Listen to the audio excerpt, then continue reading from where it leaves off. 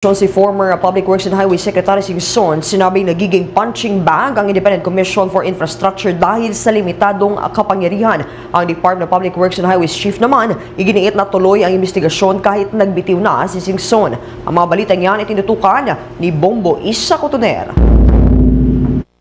Aminado si Independent Commission for Infrastructure Commissioner Rogelio Babe Singson na nagmumukha ng punching bag ang komisyon sa gitna ng investigasyon sa flood control scandal, lalo na't limitado umano ang kapangyarihan at pondo ng ICI.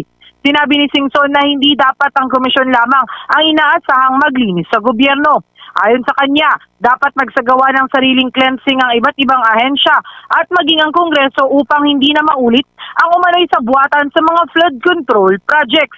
Gihit ni Singson, hirap gumalaw ang komisyon dahil wala itong subpoena power, mabagal ang proseso sa pagkuha ng hold departure orders at kulang ang budget. Kaya madalas silang mabatikos kahit limitado ang nagagawa. Inailan tulad niya ang sitwasyon na para silang pinapadala sa gera ng walang armas. Nagbitiw si Singson sa pwesto dahil sa stress at lumalalang kalusugan. Kaugnay niyan, pakinggan natin ang tinig ni ICI Commissioner Rogelio Babe Singson. Lumabas yung ICI 94, PO 94. Walang budget. Okay. Kung lumabag ka sa gera, solve mo yung problema, hindi ka naman binigyan ng armas. Oh, ano nangyari sa'yo? Hindi nakatiwang ka. No? You cannot defend yourself. You have no powers. Mag-imbita ka kung ayaw pumunta. Wala ka nang magagawa. You don't even have your powers. Gusto mong magpaalisin ang isang tao. We don't have that. We have to go to court for a hold departure order. O, ano nangyari? Nakaalis. Sisisihin pa kami doon. Punching bag ka na naman. Ba't hindi niyo pinigilan? Wala na kami power to stop that guy from leaving. That's what I mean. So, we were absorbing a lot of the flack for something that we have no power to do. Pakulong niyo yan, yung kurakot. Wala naman kami power.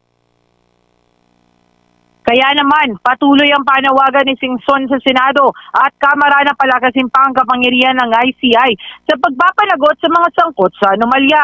Anya, mahalagang maipasa bago matapos ang taon ang panukalang Independent People's Commission sa Kongreso upang mabigyan ng mas ngipin ng ICI. Samantala, tiniyak naman ni Department of Public Works and Highway Secretary Vince Dizon na magpapatuloy ang trabaho ng ICI kahit nag-resign si Singson. Ayon kay Dizon, halos 20 personalidad na ang naisumite ng Independent Commission for Infrastructure sa Ombudsman para sa mas malalim pang investigasyon, kabilang na ang ilang senador at dating DPWH Secretary Manuel Bonoan.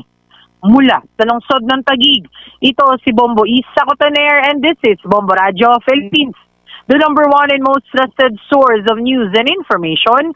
Basta Radio Bombo. For the most trusted source of news and information, visit our website at www.bomboradio.com. Follow us on Bombo Radio mobile app, Facebook, YouTube, TikTok, and X, formerly Twitter. Like, share, and stay connected. Anytime, anywhere.